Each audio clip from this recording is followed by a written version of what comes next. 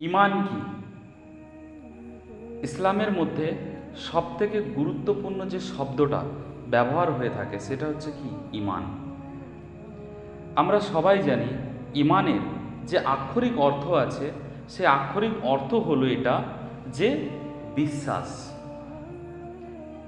কার ওপর সে বিশ্বাসটা? সেই বিশ্বাসটা হলো এক আল্লাহর ওপর,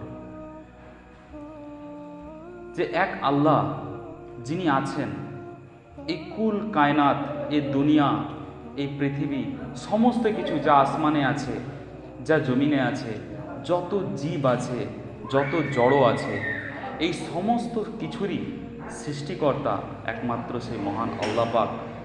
তো এইটার ওপরই বিশ্বাস স্থাপন করার নামই হচ্ছে কি? ইমান। আর একটা জিনিস, যে এই কোরআনকে যে ব্যক্তির ওপর নাজিল করা হয়েছে, যিনি মোহাম্মদ রসুল্লাহ সাল্লাল্লাহু আলাইহি ওয়াসাল্লাম, তো তিনি যে আল্লাহর প্রেরিত নবী এবং রসুল, এটার উপরে ইকিন আনাটাও হচ্ছে আমাদের ইমান। তো ইমানের যে বোল, যে কথাটা, সেটা কি না? ইমানের বোল হচ্ছে লা ইলাহা ইল্লাল্লাহ। লা ইলাহা ইল্লাল্লাহ অর্থাৎ আল্লাহ ছাড়া কোনো মাবুদ নেই, আল্লাহই একমাত্র মাবুদ। তো এই হচ্ছে কথার বোল। তার দ্বিতীয় অংশটা কি? দা মোহাম্মদ রসুল্লাহ সাল্লাল্লাহু আলাইহি সাল্লাম, উনি আল্লাহর প্রেরিত নবী এবং রসুল। ইমানের মধ্যে বহু শাখা আছে, বহু অংশ আছে, বহু জায়গা আছে। তার বোলটা হচ্ছে একটাই, যে লা ইলাহা ইল্লাল্লাহ, এতটাই। কিন্তু এর শাখা, এর অংশ বা এর হিস্সা কি কি আছে তা আমরা হাদিসের মধ্যে দেখতে পাই, এবং আমাদের নবী করিম সাল্লাল্লাহু আলাইহি সাল্লাম আমাদের বলে গেছেন। যেমন ইসলামের মধ্যে কোন জিনিসটি সব থেকে উত্তম?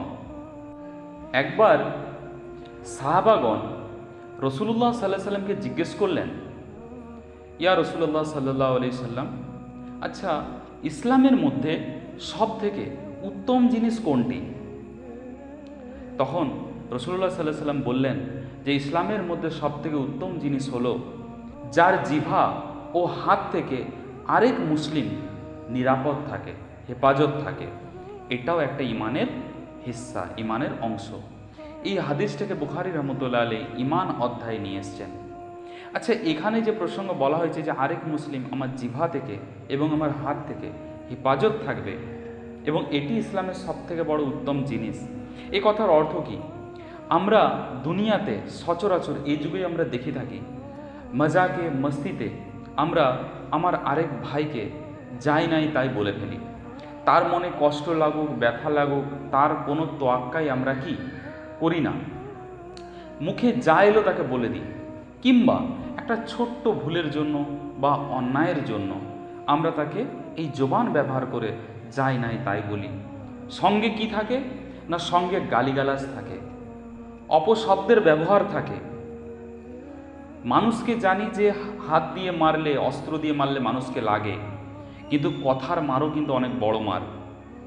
কথার মারেও কিন্তু মানুষ অনেক আঘাত হতে পারে। আমরা অনেক সময় মানুষের কথা শুনে একাকিত্বে কেঁদে থাকি, অনেক দুঃখ পেয়ে থাকি। তাই এই কথার বলেও মানুষ অনেক আঘাতিত হতে পারে, অনেক আঘাত পেতে পারে।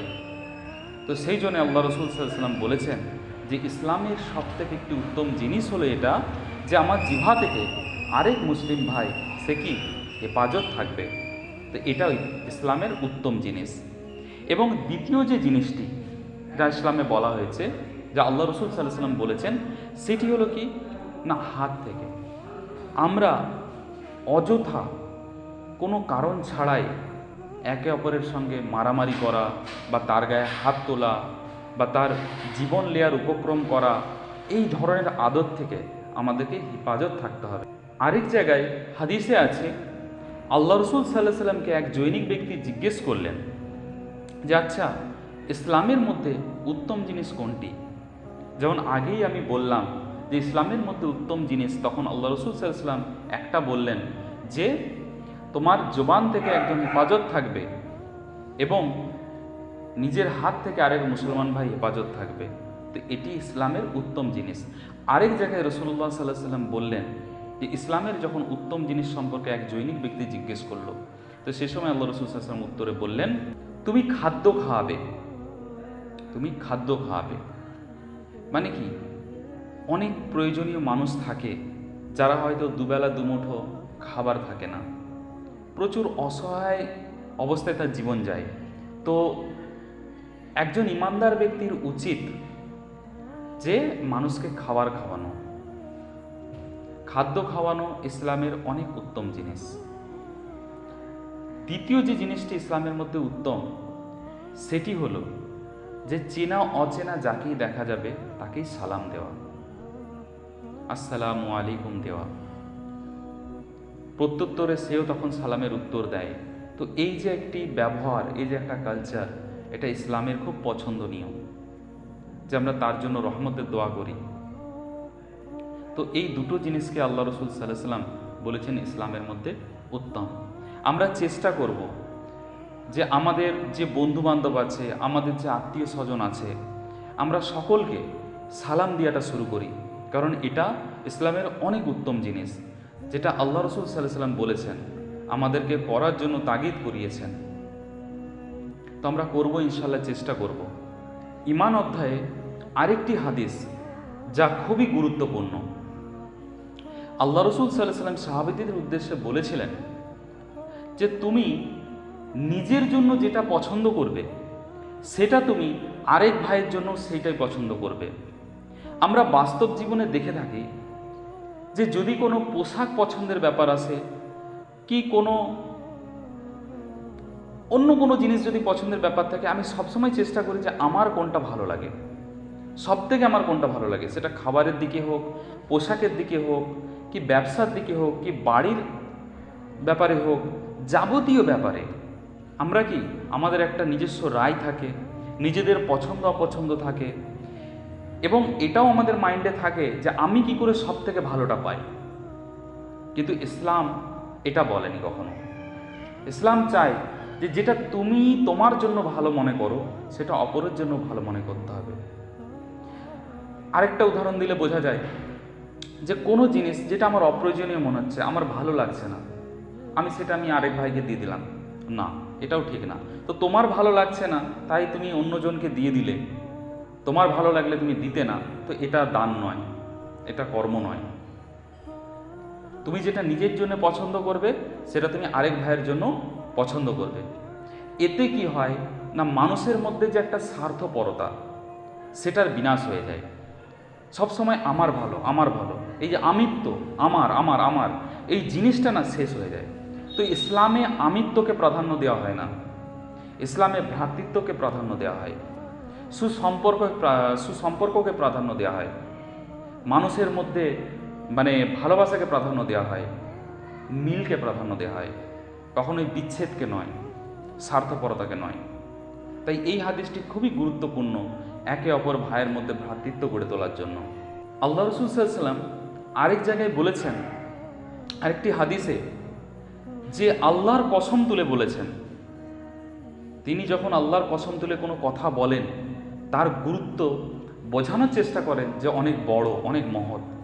তো উনি এক জায়গায় বলেছেন, যে হাদিসটি রিওয়ায়াত করেছেন আবু হুরায়রা রাদিয়াল্লাহু তাআলা আনহু, বুখারী শরীফের মধ্যে হাদিসটি আছে ঈমান অধ্যায়ে। সেখানে উনি বলছেন যে একজন মুসলিম কখনো ইমানদার হতে পারবে না, কখনোই সে ইমানদার হতে পারবে না যতক্ষণ না সে এই পৃথিবীর যত মানুষ আছে, নিজের আত্মীয় স্বজন, বাবা, ছেলে, মা, যত আত্মীয়তার সম্পর্ক হোক না কেন, যত মহব্বতের সম্পর্ক হোক না কেন, সবার থেকে বেড়ে আল্লাহ রাসূল সাল্লাল্লাহু আলাইহি ওয়াসাল্লামকে না ভালোবাসবে, সে ততক্ষণ ইমানদার হতে পারবে না। আচ্ছা, আল্লাহ রাসূল সাল্লাল্লাহু আলাইহি ওয়াসাল্লামের প্রতি ভালোবাসা যে ব্যক্ত করা, সেটার সম্পর্কটা কি ধরনের? না, ধরুন আল্লাহ রাসূল সাল্লাল্লাহু আলাইহি ওয়াসাল্লাম আপনাকে কোনো একটি কাজ করতে বলেছেন, কিন্তু আপনি সেই কাজটি আপনার মায়ের কথাতে হোক, বা আব্বার কথাতে হোক, কি ছেলের কথাতে হোক, বা আপনার কোনো প্রিয় মানুষের কথাতে হোক, সেটা আপনি অস্বীকার করছেন, বা সেই কথাটাকে আপনি মানছেন না। তার মানে কি? তার মানে একটাই দাঁড়ায় যে আপনি আল্লাহ রাসূল সাল্লাল্লাহু আলাইহি ওয়াসাল্লামের কথার উপরেও আপনি আপনার আত্মীয়র বা আপনার প্রিয় মানুষের কথাকে প্রাধান্য দিলেন। আপনাকে যখন কেউ খুব বড় ব্যক্তি, খুব উঁচু লেভেলের, ধরুন হচ্ছে আপনার দেশের প্রধানমন্ত্রী, কোনো একটা আপনাকে কথা বলল, তো আপনি সেই কথাটাকে কত মনোযোগ সহকারে শোনেন এবং মাথার মধ্যে মনেও রাখেন যে হ্যাঁ, একদিন আমাকে ওই কথাটা বলেছিল। কিন্তু আমরা আল্লাহ রসুল সাল্লাহ সাল্লামের একটা কথাও আমরা মনে রাখতে পারি না, বা আল্লাহ রসুল সাল্লাহ সাল্লাম কোনো প্রসঙ্গে যখন একটা কথা বলে থাকেন সেটা আমরা মাথায় রাখতে চাই না। তার মানে আমরা কি করলাম? তার মানে আমরা এটা করলাম যে যেহেতু সে দেশের প্রধানমন্ত্রী বা যেহেতু সে এত বড় একটা বিজনেসম্যান, সে আমাকে দেখে দাঁড়িয়ে এই কথাটা আমাকে বলল, তো তার কথার আমার কাছে কত মনে রেখেছি, কত গুরুত্ব রেখেছি। কিন্তু আমার রসুল সাল্লাহ সাল্লাম তো ওই রকম যদি গোটা দুনিয়া কোটি বিজনেসম্যানেও ভরে যায়, তবুও তার একটা ধুল বরাবরও তার যোগ্যতা হতে পারবে না। কিন্তু আমি কি করি না, তার কথার অনেক প্রাধান্য দিই। তার কথা শুনে আমি অনেক জায়গায় আমার মুহাম্মদ সাল্লাল্লাহু আলাইহি সাল্লামের কথাকে আমরা পিছনে ছেড়ে দিই। তো সেই জায়গায় কি হয়? সেই জায়গায় আমি রাসূলুল্লাহ সাল্লাল্লাহু আলাইহি সাল্লামের উপরে আমার আত্মীয়, আমার প্রিয় কোনো সুসম্পর্কের মানুষকে আমি প্রাধান্য দিয়ে থাকি। তো সেক্ষেত্রে আমি কখনো ইমানদার বলে নিজেকে দাবি করতে পারবো না। আমি ইমানদার নই। আমি পড়তে পারি নামাজ, আমি রাখতে পারি রোজা, আমি করতে পারি যত কিছু হজ, আমি সিজদা করে করে আমার কপালকে কালো করে নিতে পারি, কিন্তু আপনি ইমানদার নই। কারণ একটাই, যে আপনি আপনার কথাকে, আপনার কর্মকে কোনো প্রিয় মানুষের কাছে আপনি রাসূলুল্লাহ সাল্লাল্লাহু আলাইহি ওয়াসাল্লামের কথাকে নিচে করে দিচ্ছেন। তো আপনি নিজেকে কিভাবে ইমানদার বলতে পারেন? তাই রাসূলুল্লাহ সাল্লাল্লাহু আলাইহি ওয়াসাল্লাম বলেছেন, আপনি কখনো ইমানদার হতে পারবেন না যতক্ষণ না আল্লাহ রসুল সাল্লাল্লাহু আলাইহি ওয়াসাল্লাম আপনার সবের থেকে বেড়ে হয়। তো এটিও আমাদের ইমানের একটা অংশ। আল্লাহ রসুল সাল্লাল্লাহু আলাইহি ওয়াসাল্লাম বলেছেন, 3টি গুণ যার মধ্যে আছে সেই একমাত্র ইমানের স্বাদ গ্রহণ করতে পারবে। ইমানের যে মজা সে সেই লুপ্তটা উঠাতে পারবে যদি তার মধ্যে 3টি গুণ থাকে। সেই 3টি গুণ কি কি? না, যে যার কাছে আল্লাহ এবং আল্লাহ রসুল দুনিয়ার সব থেকে বেশি প্রিয় হয়, যার কাছে আল্লাহ এবং আল্লাহ রসুল দুনিয়ার সমস্ত কিছুর থেকে তার কাছে বেশি প্রিয় হয়, সেই ব্যক্তি ইসলামের ইমানে সে স্বাদ গ্রহণ করতে পাবে। একটি গুণ। 2 নম্বর গুণ, যে একে অপরকে ভালোবাসবে শুধুমাত্র আল্লাহর জন্য। অর্থাৎ দুনিয়াতে দুজন দুজনকে ভালোবাসবে শুধুমাত্র আল্লাহর জন্য। তো এই 2 নম্বর গুণ যার মধ্যে থাকবে সেও ইমানের স্বাদ গ্রহণ করতে পারবে। আর 3য় ব্যক্তি, সে যে কুফরিতে প্রত্যাবর্তনকে আগুনে নিক্ষেপের মতো মনে করে। কথাটার অর্থ কি? ধরুন আগে কেউ ইসলামের ব্যাপারে জানতো না, আল্লাহ কি জানতো না, দিন কি জানতো না, তাই সে কুফরি করেছে, আল্লাহর দিনের খিলাফবর্জি করেছে।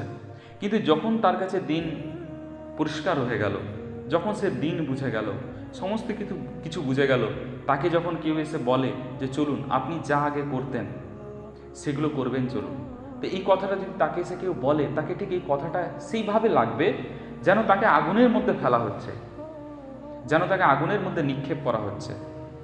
এতটাই তার কাছে বেদনাদায়ক এবং কষ্টদায়ক মনে হবে। তো এই 3টি গুণ যার মধ্যে থাকবে সেই ইমানের স্বাদ অবশ্যই গ্রহণ করতে পারবে। লজ্জা ইমানের একটি কিন্তু অংশ। লজ্জাকে ইমানের অংশরূপে আখ্যায়িত করা হয়েছে। একবার আল্লাহ রসুল সাল্লাল্লাহু আলাইহি সাল্লাম এক আনসারীর পাশ দিয়ে যাচ্ছিলেন। সেই আনসারীটি তার ভাইকে বকতেছিলেন, কারণ তিনি অধিক লজ্জা করতেন, সেই কারণে সে আনসারীটি ওনাকে বকতেছিল। তখন আল্লাহ রসুল সাল্লাল্লাহু আলাইহি সাল্লাম ওই আনসারী ব্যক্তিকে ডেকে বললেন, ওকে বকো না, কারণ লজ্জা ইমানের অংশ। তো উনি মানা করলেন যে যে লজ্জা করে তো সেটা তার মধ্যে ইমান আছে। তো লজ্জা ইমানের হিস্সা।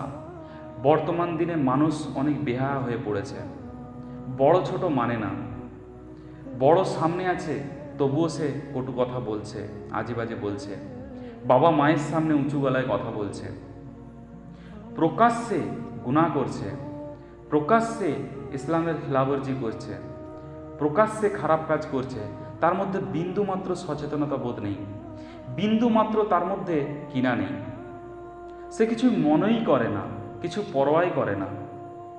আর একদিকে এক ব্যক্তি থাকে যে কিছু ভুল করার আগে লজ্জাবোধ করে যে পাশে আমাকে আল্লাহ পাকের কাছে আমাকে মুখ দেখাতে হবে, আল্লাহ পাকের কাছে আমার পাকড়াও হবে এই কাজটি করার জন্য।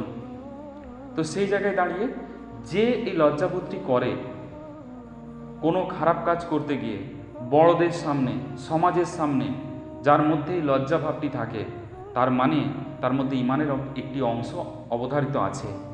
ইমান প্রসঙ্গে আরও অনেক হাদিস রয়েছে, আপনারা আমাদের এই চ্যানেলের সঙ্গে থাকুন। আর আরও হাদিস এর পরবর্তী ভিডিওতে আমরা আলোচনা করব এবং বলবো। ইনশাল্লাহ আল্লাহ পাক আমাদেরকে এই হাদিস পড়ার তৌফিক দান করুন এবং এই হাদিসের উপরে আমল করার তৌফিক দান করুন। এবং আমার যারা শ্রোতা বন্ধুরা যারা শুনছো, তো তাদেরও আমি অনুরোধ করব, এইভাবে তোমরা তোমাদের যে জায়গায় আছো নিজের বাড়িতে, নিজের বন্ধুবান্ধবের মধ্যে এই হাদিসগুলোকে নিয়ে আলোচনা করো এবং এই হাদিসের উপরে আমল করার চেষ্টা করো। তো ইনশাল্লাহ আমরা সবাই একদিন কামিয়াব হব।